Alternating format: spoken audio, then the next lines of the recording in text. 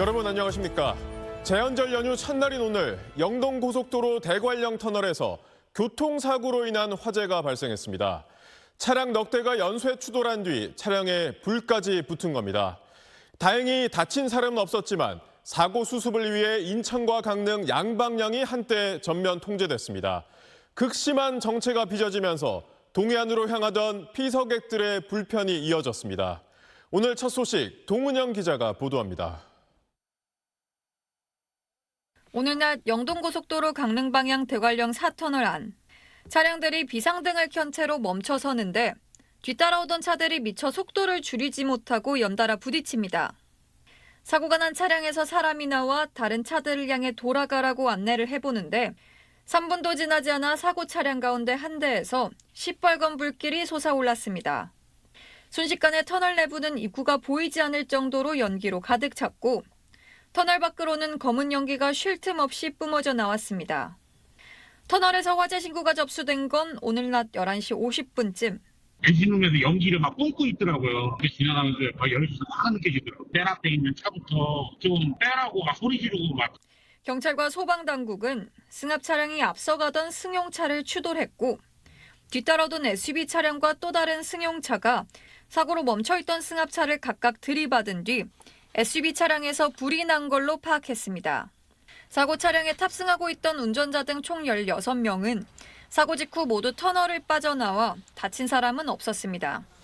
소방당국은 신고 접수 30분 만에 대응 1단계를 발령한 데 이어 10분 뒤 대응 2단계로 올렸는데 터널 안에 연기가 가득해 소방차 진입이 어려워 소방대원들이 직접 걸어 들어가 진화 작업을 펼쳤던 걸로 전해졌습니다. 불은 1시간 반 만에 꺼졌지만 진화 작업을 위해 강릉과 인천 양방향을 전면 통제하며 한때 도로 위에 극심한 정체가 빚어지기도 했습니다. 알림판에 터널에 이제 연기가 난다고 사고가 났다고 이렇게 떴어요. 기다리는 중에 우회를 해야 될지 지금 가야 될지. 경찰은 사고 차량 운전자들에게서 음주나 약물의 정황은 확인되지 않았다며 차량 정체로 인한 전방주시 태만으로 인해 사고가 난 걸로 보인다고 밝혔습니다. SBS 동은영입니다. 화재가 난 터널은 오후 늦게까지 교통이 통제됐는데 조금 전 일부 통행이 재개됐다고 합니다. 현재 상황은 어떤지 대관령에 나가 있는 취재기자 연결해 봅니다. 조재경 기자, 지금 고속도로 통행은 어떻습니까? 네, 저는 대관령 나들목에 나와 있습니다. 제 뒤로 보시는 것처럼 지금은 차량 흐름이 원활한 상태입니다. 사고 소식이 알려진 뒤 고속도로 통행 차량이 줄어든 데다 오후 5시 58분쯤 통제됐던 대관령 4터널 내 2개 차로 가운데 1개 차로 통행이 재개되면서 차량이 분산됐기 때문입니다. 그렇지만 지금도 대관령에서 강릉으로 넘어가는 일부 구간에서는 답답한 흐름이 이어지고 있고요. 또 불과 1시간 40여 분 전까지만 해도 극심한 혼잡을 빚었습니다. 고속도로에 대기하던 차량들이 한꺼번에 국도와 지방도로 우회하면서 일대가 거대한 주차장처럼 변하기도 했습니다. 평소 2시간 50분이 걸리던 서울에서 강릉까지 소요 시간이 2배 이상 걸리기도 했습니다. 지금 10시 반에 출발하는데 지금 이거 도착했어요. 지금 5시 37분. 10시 반이면 7시간 정도 걸리고. 네. 배도 고프고 힘드네요. 오래간만에 처갓집 가는데. 하루가 뚫려서 정말 다행이긴 한데요. 완전 개통은 언제쯤 가능할까요?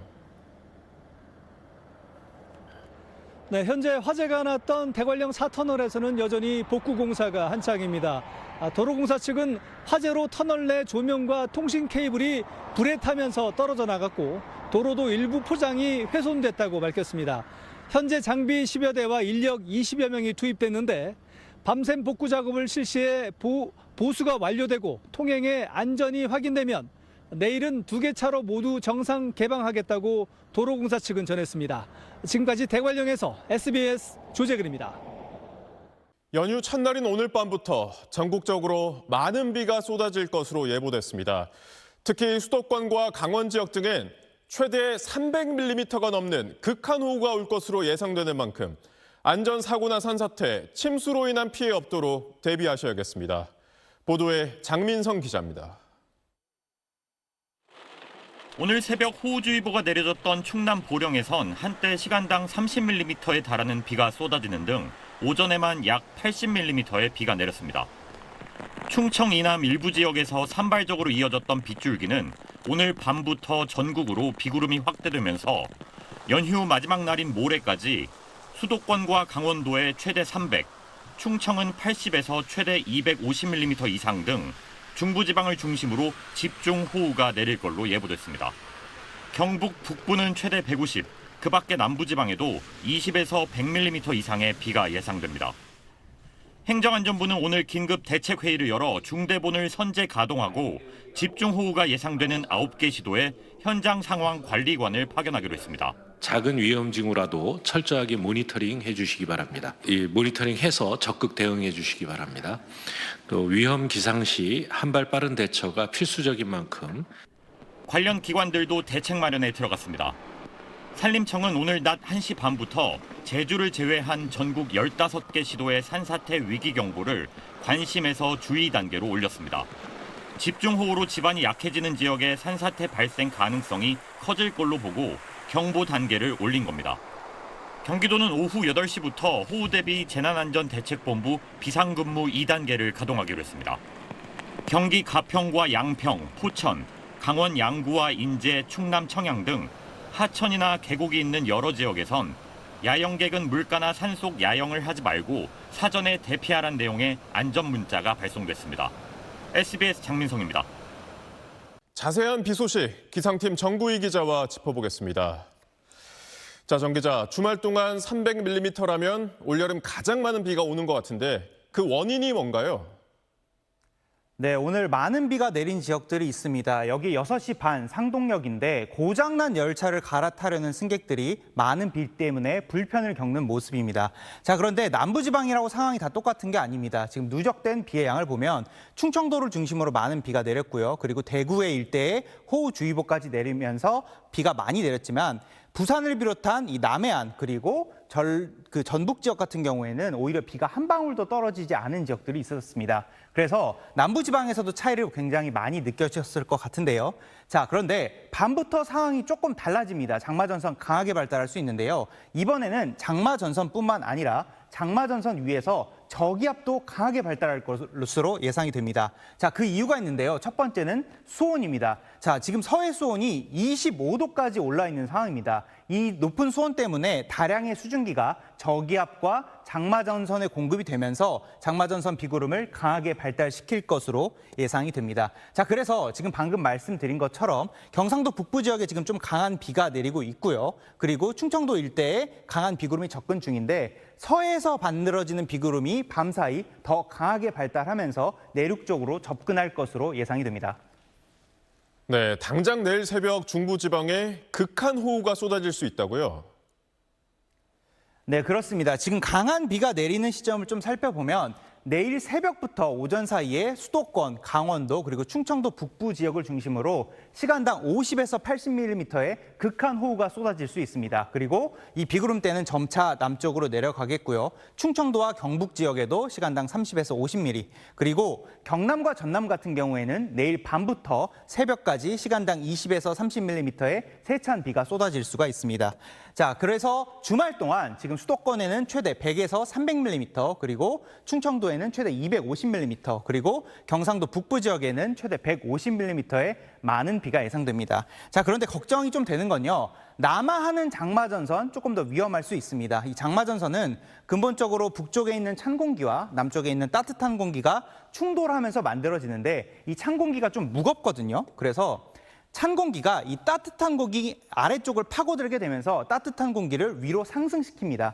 이렇게 되면 따뜻한 공기가 급격히 상승하면서 굉장히 수직적으로 발달한 비구름이 만들어질 수 있고요. 이 비구름이 세찬 비를 퍼부을 가능성이 있습니다.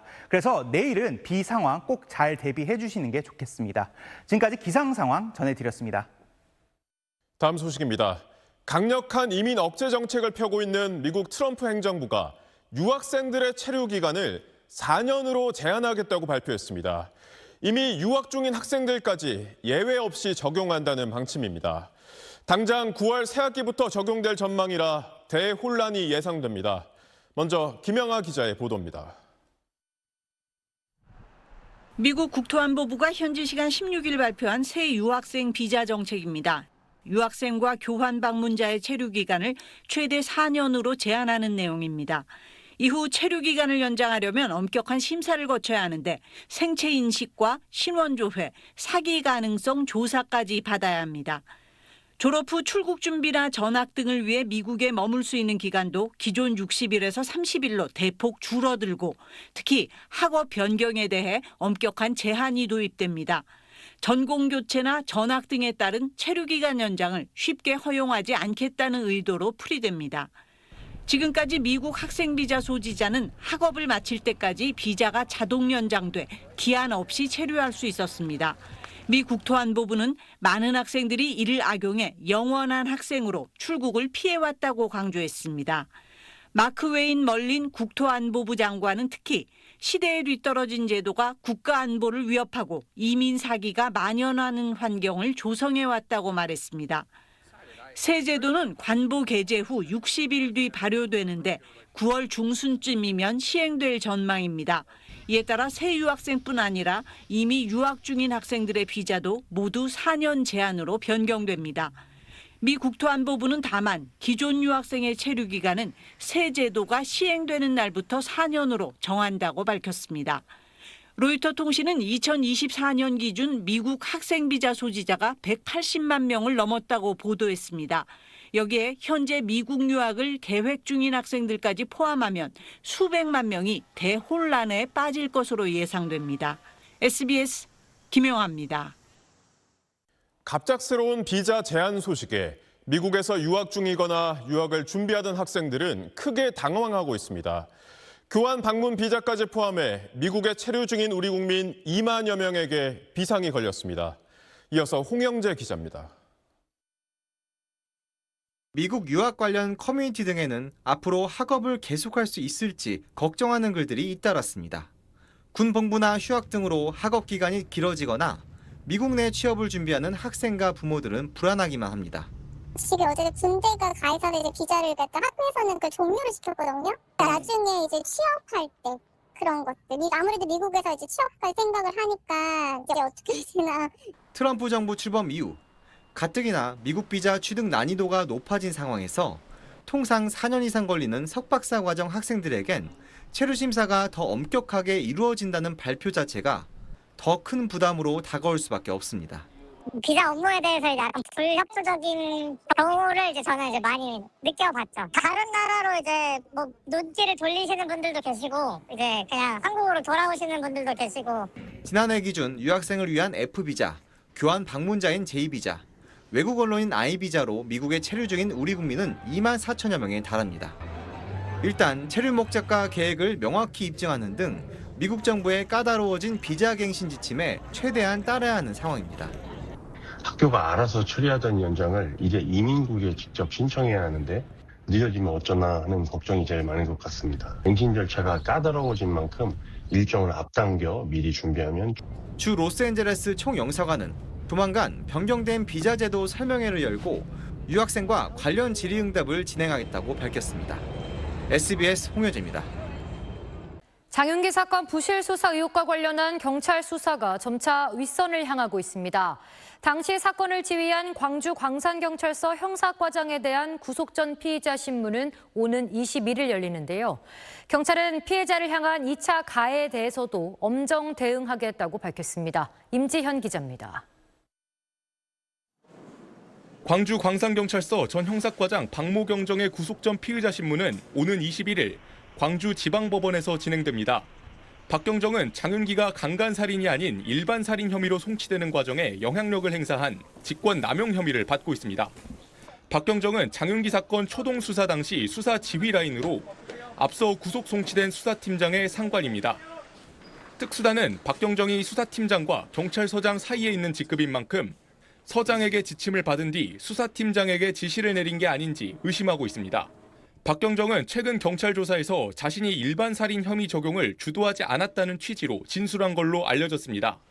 때문에 박 경정에 대해 구속영장이 발부된다면 윗선 개입 의혹 규명 수사는 탄력을 받을 걸로 보입니다. 특수단은 또 윗선 개입 수사와 별도로 피해자와 유족을 향한 2차 가해에 엄정 대응하겠다고 밝혔습니다. 지난 15일 경찰은 중간 수사 결과 브리핑에서 당시 수사팀이 장윤기가 범행 전부터 피해자를 일방적으로 알고 있었을 가능성을 제대로 발견하지 못한 정황을 언급했는데 이후 일부 SNS를 중심으로 피해자와 유족을 향한 근거 없는 추측이 이어졌습니다. 특수단은 관련 댓글을 삭제 조치하고 도가 넘은 내용을 게시한 작성자에 대해서는 수사를 진행하고 있다고 설명했습니다. 하지만 확인되지 않은 내용을 섣불리 발표해 경찰이 피해자 2차 가해의 빌미를 제공했다는 비판도 나오고 있습니다. SBS 임지연입니다. 검찰의 보안 수사권 폐지 여부에 대한 여론조사 결과가 나왔습니다.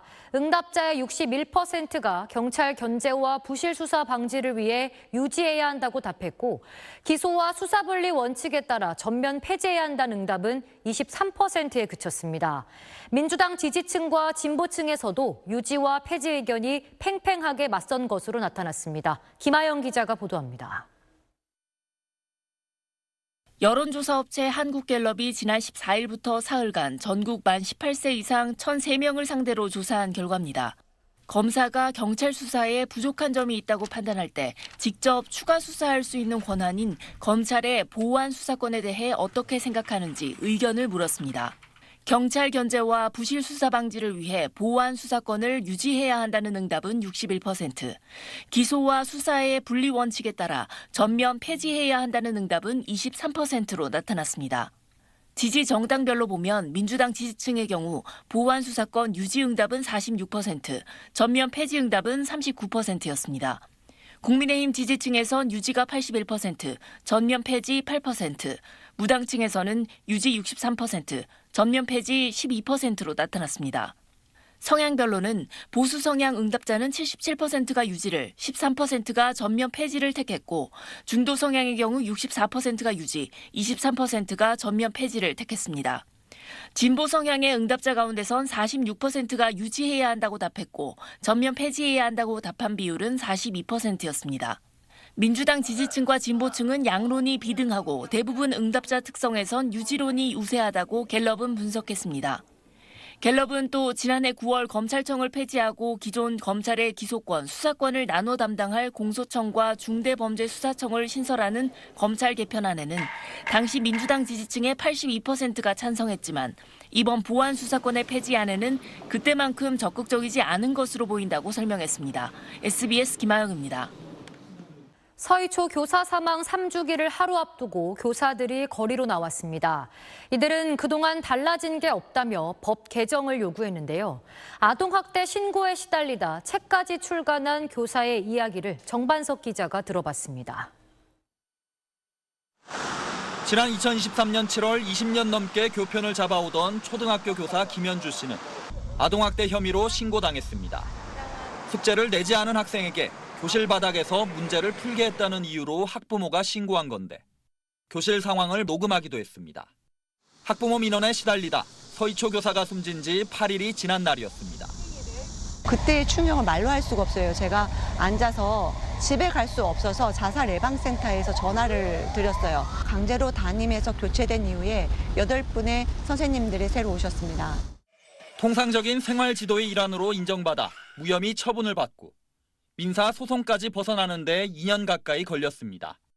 김 씨는 비슷한 일을 겪은 교사들을 돕다 책까지 냈습니다. 제목은 부당한 아동학대 신고에서 살아남기. 하루에 4명의 아동학대 신고 받은 교사가 전화가 오기도 했고요. 저희는 함께 울었고 왜 서희초 교사가 돌아가셨는지 알 수 있다가 저희 대화의 첫 시작이었습니다. 저희가 할 수 있는 게 없어요. 서희초 교사 사망 3주기를 하루 앞두고 김 씨는 거리로 나섰습니다. 주최 측 추산 5만 명이 함께했습니다. 이들은 3년이 지났는데도 달라진 게 없다고 한 목소리로 얘기했습니다. 저를 신고했던 학부모님께 또 한 번 묻고 싶습니다. 선생님을 신고하겠다고 협박하면 마음이 편했습니까?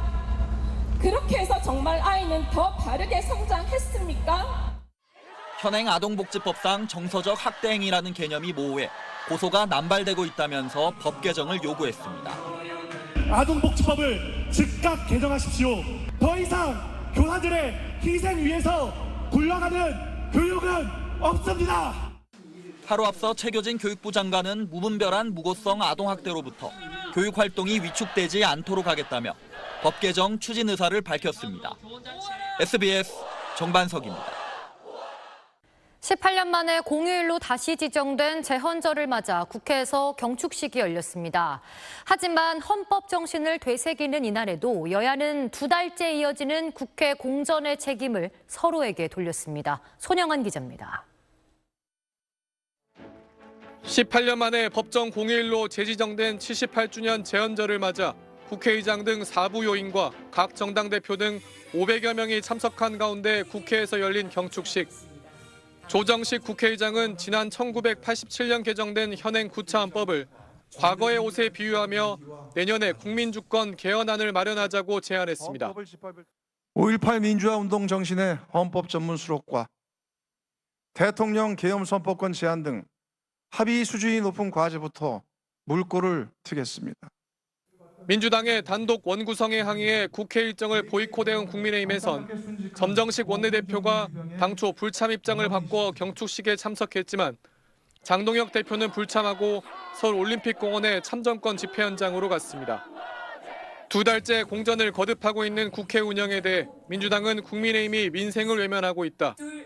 국민의힘은 민주당이 의석수를 무기 삼아 일방 독주하고 있다며 서로 남탓만 하고 있습니다. 국민의힘이 국회 복귀를 조건으로 다음 국회부턴 국회의장은 제1당이, 법제사법위원장은 제2당이 맡는 안을 제안했지만 민주당은 수기와 토론이 없었다며 부정적 기류입니다.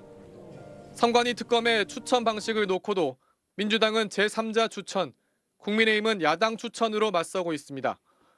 게다가 민주당이 오는 20일 종합특검 수사기간 연장 법안의 국회 본회의 처리를 예고한 데 대해 국민의힘은 합법적 무제한 토론, 필리버스터로 저지하겠다는 방침입니다.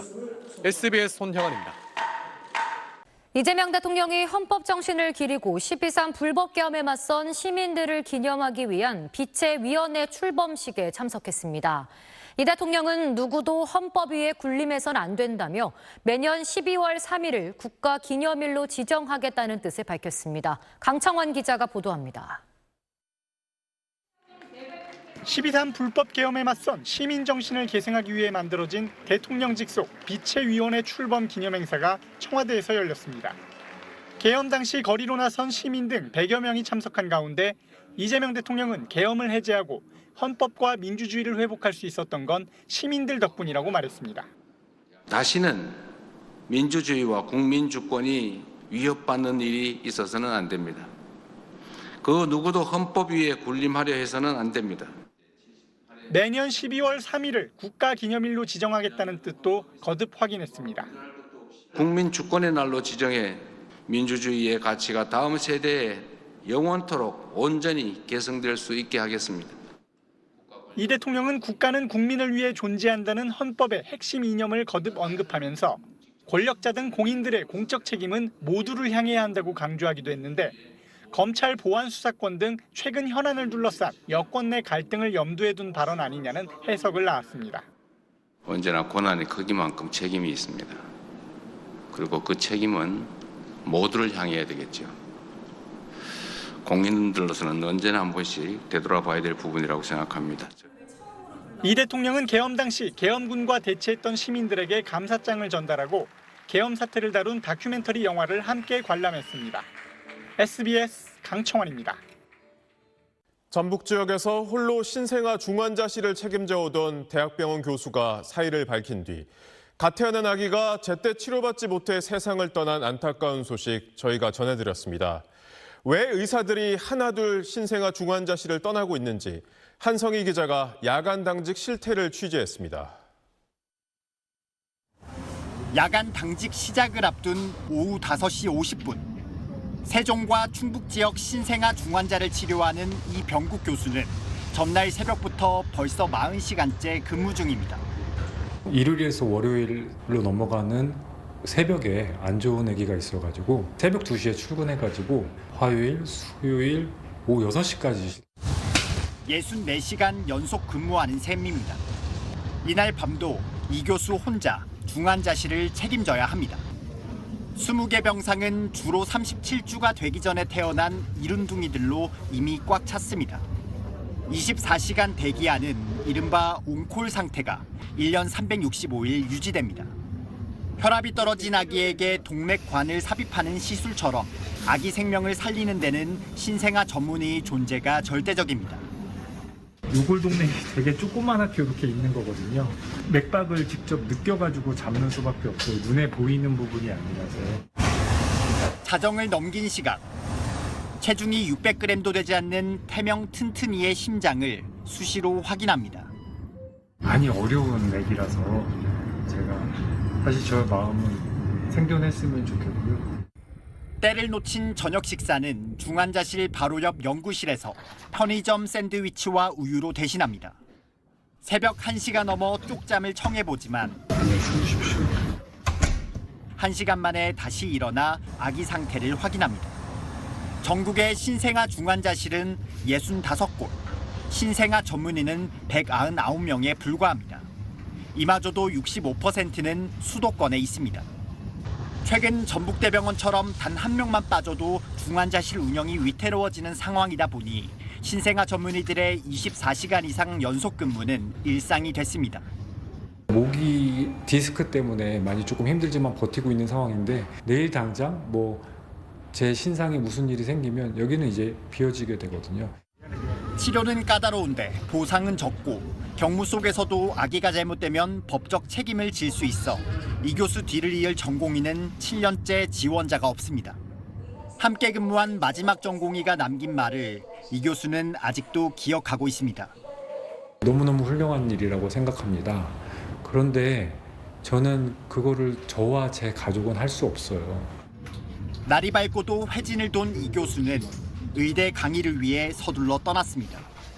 퇴근까지는 아직도 10시간이 더 남았습니다. SBS 한성입니다. 미국 정부는 동해를 일본해라고 부릅니다. 그런데 최근 주한미 해병대가 공식 자료에서 일본해가 아닌 동해라고 단독 표기한 걸로 확인됐습니다. 프랑스 주한미군 사령관이 지난해부터 동해라고 부르곤 했었는데 이게 예하 부대로 확산되는 분위기입니다. 김태훈 국방전문기자가 단독 취재했습니다. 주한미 해병대가 지난 9일 미 국방부 영상 배포 시스템에 올린 훈련과 행사 영상입니다. The MAPORK provides a forward Marine force on the Asian continent that allows the Marine Corps to have a sensing organization. 한미 해병대가 실시하는 연합훈련의 의의, 한국의 지정학적 역할 등을 설명하는 중에 동북아시아 지도를 띄웁니다. 한반도 동쪽 바다를 일본해가 아니라 이스트시, 즉 동해라고 표기했습니다. 전례를 찾기 어려운 주한미 해병대 공식적인 동해 표기입니다. 또 미국 지명위원회 BGN뿐 아니라 주한미 해병대의 상급 부대인 인도태평양 사령부도 동해를 일본해라고 명명하는데 주한미 해병대는 동해로 단독 표기한 겁니다. 한국 주둔 미군이 공공연하게 일본해 대신 동해라고 명명한 건 지난해부터입니다. 제이비어 브런슨 주한미군 사령관이 다소 비공식적인 온라인 간담회뿐 아니라 의회 청문회에서도 동해라고 말한 겁니다. We saw Chinese ships violate and come across the northern limit line in the West Sea, and in the East Sea we had violation of the Korean Air Defense Identification Zone by the Russians. 주한미군 사령관에 이어 예하 부대로도 동해 명명이 확산되는 모양새인데 주한미군은 한반도 동쪽 해역을 오랜 관행에 따라 동해로 지칭하고 있다고 밝혔습니다. 또 한미일 같은 3자 또는 다자 군사 협력의 경우엔 외교와 작전상 관례에 따라 중립적인 표현인 SC를 사용한다고 덧붙였습니다. SBS 김태훈입니다. 배달 라이더와 가전제품 설치 기사, 학습지 교사처럼 업무 건수에 따라 돈을 받는 노동자들에게도 최저임금을 적용할 수 있을까요?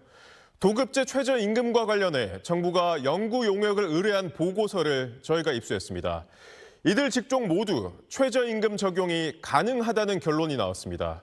전형우 기자의 단독 보도입니다. 고용노동부가 한국노동사회연구소에 연구 용역을 맡겨 올해 최저임금위원회에 제출된 보고서입니다. 근로기준법상 근로자로 인정받지 못하는 특수고용직, 플랫폼 종사자 등 도급제 노동자들에게 최저임금 적용이 가능한지 실태를 조사한 내용이 담겼습니다.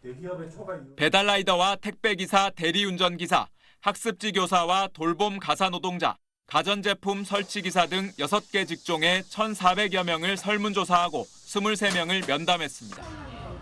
이들 중 64%가 법정 최저임금보다 낮은 보수를 받는다고 답했습니다. 12시간 정도를 계속 밖에서 일을 해도 월 수입이 한 140만 원, 시급은 6,850원이다 이렇게 얘기를 하고 있는 거예요. 또 93%가 기업이나 플랫폼에 의해 보수가 일방적으로 결정되고 74%는 기업이나 플랫폼의 업무 지시를 받는 것으로 나타났습니다. 특히 학습지 교사나 가전제품 설치기사의 경우 기업이 작업 장소와 시간까지 통제하는 등 전형적인 근로자인 회사원보다 오히려 사용 종속성이 높게 나타났습니다. 배달라이더와 택배기사, 대리운전기사는 작업 시간은 자유롭게 선택하지만 기업의 업무 수행 규칙을 그대로 따라야 하고 다른 사람에게 업무를 대신시킬 수 없는 등 상당한 정도의 사용 종속성을 보였습니다. 비슷한 운송 직종의 안전 운임제 같은 것들이 임금 결정이 매년 되니 그런 방식을 좀 차용할 수도 있겠다. 최저보수제가 적용할 수 있겠다라고 이제 판단을 한 것이고요. 보고서는 학습지 교사와 가전 설치 기사는 시간당 최저임금 적용이 가능하고 배달라이더와 택배기사, 대리운전 기사 등 나머지 직종은 건당 최저보수 도입이 가능하다고 판단했습니다. 이 내용 취재한 전영우 기자 나와 있습니다. 정 기자, 앞서 보도한 보고서는 어떤 건가요? 네, 이 보고서는 올해 최저임금위원회에서 도급제 최저임금 적용을 논의하기 위한 근거 자료로 만들어졌습니다. 네. 노동부가 의뢰한 건데요. 경영계에서 연구를 수행한 기관이 노동계 성향이라면서 보고서 공개를 반대하면서 최저임금위에서 비공개 처리됐던 자료입니다. 네, 이 도급제 최저임금이라는 게 이게 시행되면 어떤 효과가 있는 거죠? 네, 제가 배달라이더를 만나서 물어봤는데 배달 한 건당 보수가 3,000원 원래 하던 게 2,000원대로 떨어졌고 지역이나 시간대에 따라서는 한 건에 1,000원대까지 나왔다고 합니다. 네. 플랫폼이 보수를 일방적으로 내리면서 생계가 위협받는 게 제일 큰 문제인데 건당 최저임금이 적용되면 이런 불확실성을 막을 수 있다는 게 노동계의 설명입니다. 예. 이번 연구에서 대상이 된 6개 직종이 모두 혼자서 몸을 써서 일하는 사람들인데 모두 65만 명으로 추산됩니다. 네, 근데 소비자 입장에서 생각해 본다면 내가 더 많은 돈을 내게 되는 건 아닌가 이런 걱정이 드는데 이 최저임금은 누가 내게 되는 건가요? 네, 배달라이더나 대리기사는 플랫폼 기업이 될 거고요. 택배기사는 택배 대리점, 학습지 교사는 학습지 업체가 최저임금 지급 주체가 됩니다. 예. 이들의 작업을 통해서 사업을 영위해온 기업에서 최저임금 이상의 보수를 줄 법적 의무를 부과하는 겁니다. 다만 기업들이 인건비 부담을 이유로 소비자한테 비용을 전가할 가능성은 존재합니다. 그렇다면 언제쯤 도입될까요? 네, 특수고용직과 플랫폼 노동자를 대상으로 최저보수제를 도입하는 건 이번 정부 국정과제에 들어가 있습니다. 노동부 장관이 올해 최저임금위원회에서 이 논의를 해달라고 요청했었는데 찬성 11대 반대 15로 부결됐습니다. 예. 이 이슈를 두고 노사가 대립하고 있어서 캐스팅보트는 정부가 위촉한 공익위원들이 가지고 있습니다. 내년에는 최저임금위원회가 정부에 권고한 제도 개선책이 나올 수 있고요. 지난 정부에서 위촉됐던 공익위원들의 3년 임기가 끝나서 교체되는 만큼 내년이 도급제 최저임금 적용의 분수령이 될 것으로 보입니다. 네, 전영우 기자 잘 들었습니다. 드라마 김부장이 TV 드라마로는 오랜만에 시청률 20%를 넘기며 화제가 되고 있습니다. 넷플릭스에서도 글로벌 1위를 기록했습니다. 이렇게 최근 K 콘텐츠들은 TV와 OTT 그 경계를 넘나들며 흥행하고 있습니다. 이주영 기자입니다. 시청률 공약을 지킨 윤경호 배우가 사인회를 열고 라디오 공개 방송에 나섰습니다. 22.3%라는 정말 이런 경이적인 기록을 이렇게 기록해 주신 시청자 여러분께 너무너무 감사하고요. SBS 드라마 김부장은 4회 만에 20%대 시청률을 기록했는데 TV 드라마가 시청률 20%를 넘긴 건 TVN 눈물의 여왕 이후 2년여 만입니다. 김부장은 OTT에서도 인기입니다. 국내는 물론이고 넷플릭스 전 세계 비영어권 쇼 2주 연속 1위를 달리고 있습니다. 최근엔 K 콘텐츠가 TV와 OTT에서 동시에 흥행하는 일이 적지 않습니다. 넷플릭스 전체 시청 시간 중 한국 콘텐츠가 차지하는 비중은 8.9%로 미국에 이어 두 번째. 넷플릭스가 배급하는 K 콘텐츠의 대다수는 TV 콘텐츠입니다. TV와 OTT 간 경계가 희미해지고 있는 겁니다. 월스트리트 저널은 넷플릭스가 라이브 채널은 물론 다른 OTT와 결합 상품까지 검토하고 있다고 보도했습니다. 한마디로 OTT의 TV화입니다.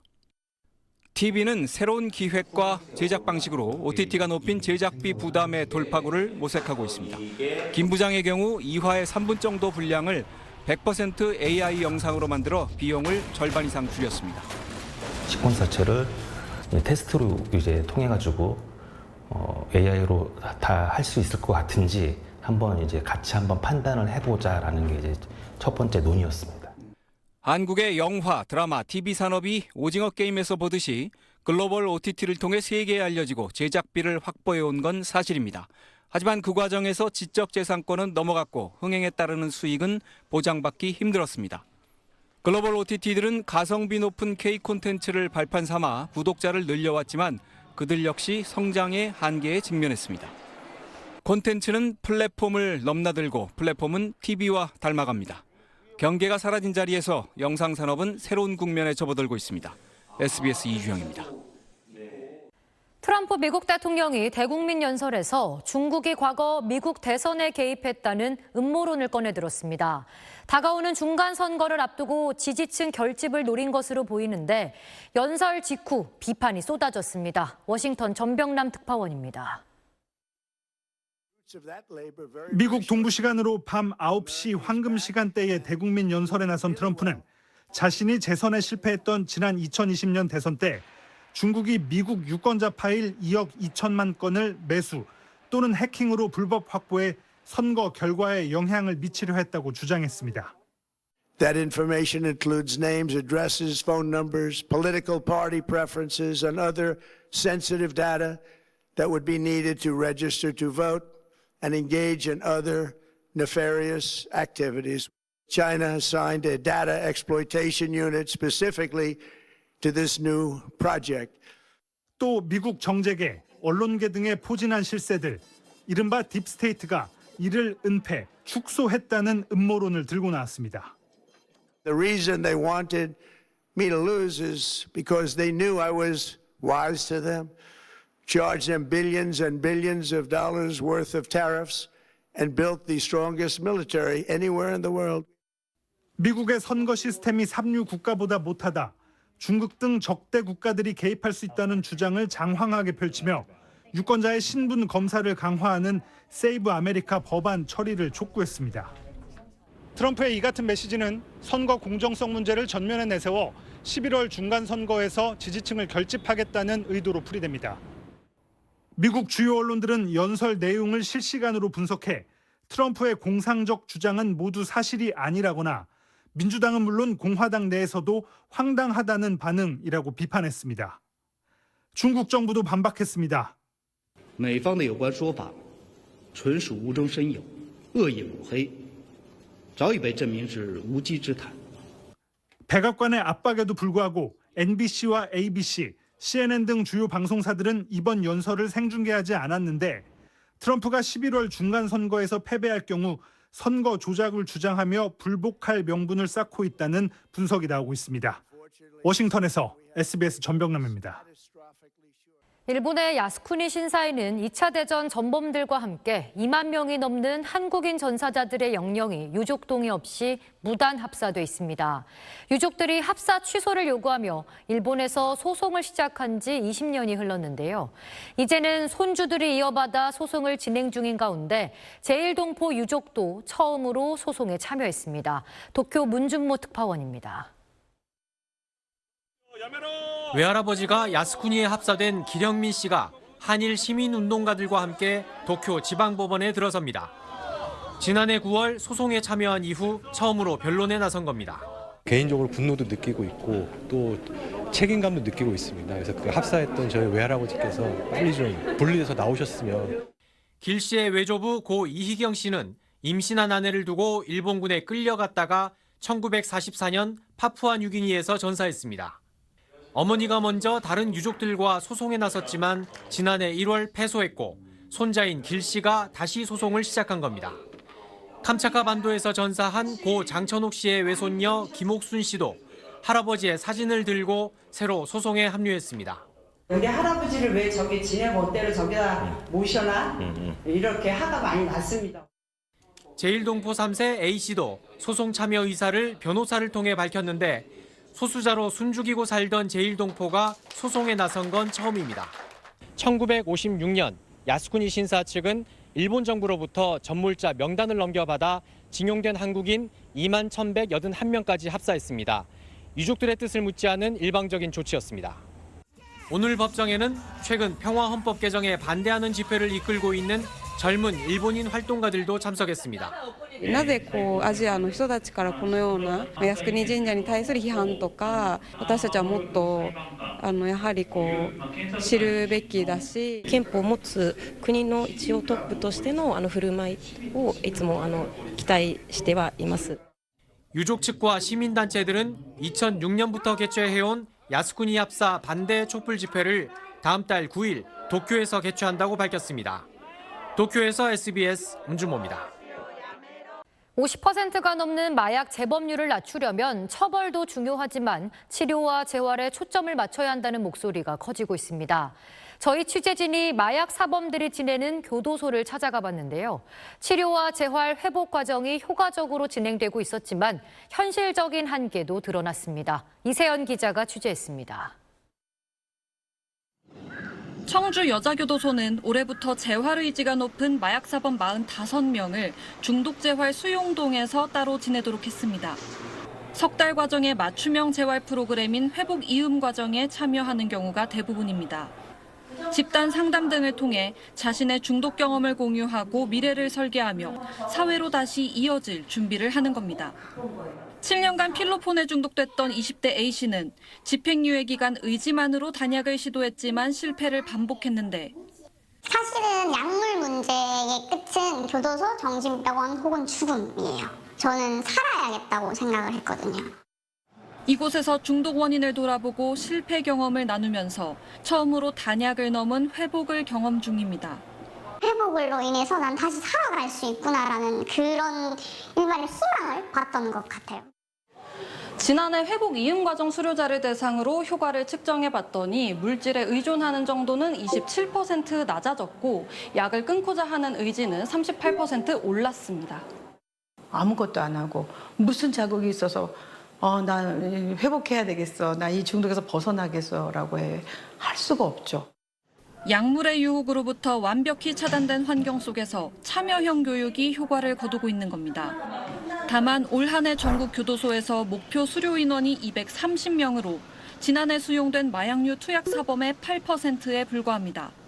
법무부는 또 이런 재활전담 교정시설을 현재 6곳에서 내년까지 13곳으로 늘릴 계획이지만 중독 전문가를 따로 특별 채용한 적이 한 번도 없었단 말이죠. 회복 지원과 양성 과정도 훨씬 더 많아야 돼요.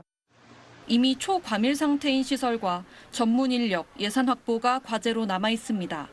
사회로부터의 단순한 격리와 처벌을 넘어 평범한 우리 이웃으로 삶이 다시 이어질 수 있도록 교정시설부터 마약 중독에 대한 접근이 달라져야 할 시점입니다.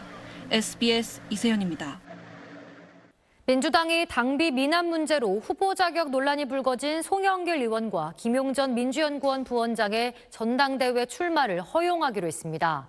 당 지도부는 표결 끝에 예외를 인정했지만 청년 정치인들 사이에선 불공정하다는 비판이 제기됐습니다. 박재현 기자가 보도합니다. 8.17 전당대회 후보 등록 마감일인 오늘 민주당 지도부는 긴급회의를 열었습니다. 송영길 의원과 김용전 민주연구원 부원장의 전당대회 후보 자격 문제가 제기된 겁니다. 당규상 6개월 전에 입당하고 12개월 이내 6회 이상 당비를 낸 권리당원만 당직 선거에 출마 가능한데 두 사람은 이 조건을 충족하지 못했습니다. 송 의원과 김 전 부원장은 정치검찰의 공격으로 옥고를 치르느라 공백이 생겼다고 주장했습니다. 두 사람의 당비 납부 기록에 비어있는 칸은 바로 검찰 탄압의 시간입니다. 민주당이 배제의 사유로 해서는 안 됩니다. 어젯밤 같은 문제를 놓고 열린 지도부 회의에선 친청계 최고위원 3명이 친명계인 두 사람에게 예외 적용을 해주는 것에 반대해 결론을 내리지 못했는데 오늘 아침 정청래 전 대표는 두 사람에게 동지이자 전우라며 함께 가자, 당규에 구제 조항이 있다는 글을 올렸습니다. 이후 민주당 최고위원회는 친청계 위원 1명이 퇴장한 뒤 표결을 거쳐 두 사람에게 예외를 허용해 후보 자격을 인정하기로 했는데 사실상 개파 간 타협이 이뤄진 것 아니냐는 해석도 나옵니다. 이 결정을 두고 당내에선 4년 전 전당대회에서 박지현 전 비상대책위원장이 입당 6개월이 되지 않아 후보 등록도 못했던 사례가 회자되기도 했습니다. 이번 당대표 선거에 출마한 김보미 전 강진군 의원은 청년 박지현은 안 되고 686 송영길은 되나라며 불공정을 넘어 비정상의 극치라고 비판했습니다. SBS 박재현입니다. 네, 오늘 밤사이 수도권 등 중부지방 호우가 비상입니다. 오늘 충청권에 머물던 정체전선이 밤사이에는 차츰 수도권까지 북상을 하겠고요. 이번 호우의 주된 원인인 이 중규모 저기압이 함께 발달해 오늘 밤사이 수도권을 지날 것으로 예상됩니다. 여기에 야간에는 하층의 강한 바람이 하층 Z까지 발달을 하면서 중부지방에 호우 구름대가 발달을 하겠습니다. 자, 앞서 보신 중규모 저기압이 내일 새벽에 수도권을 지나면서 내일 새벽부터 오전 사이 중부지방에 보시는 것처럼 빨간색에 시간당 50에서 80mm의 매우 강한 비가 집중되겠습니다. 이 정도의 비면 호우 긴급 재난 문자가 발송될 수 있는 만큼의 매우 강한 비입니다. 사전 대비 철저히 해주셔야겠습니다. 예상되는 비의 양을 보면 수도권과 강원도에 많게는 300mm 이상, 충청 북부에 최고 250 이상, 충청 남부와 경북 북부에 150mm 안팎, 전북 서부에 최고 120mm 이상의 많은 비가 예상됩니다. 내일 당장 새벽부터 강한 비가 예상되는 중부지방에는 호우 예비특보가 내려져 있고요. 남부지방은 정체전선이 남하하는 내일 밤부터 빗줄기가 강해질 것으로 보입니다. 내일은 비가 내리면서 중부를 중심으로 더위가 주춤하겠습니다. 서울 낮 기온 26도에 머물겠습니다.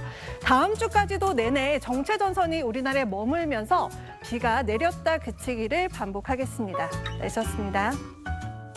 8시 뉴스 마칩니다. 시청해주신 여러분 고맙습니다.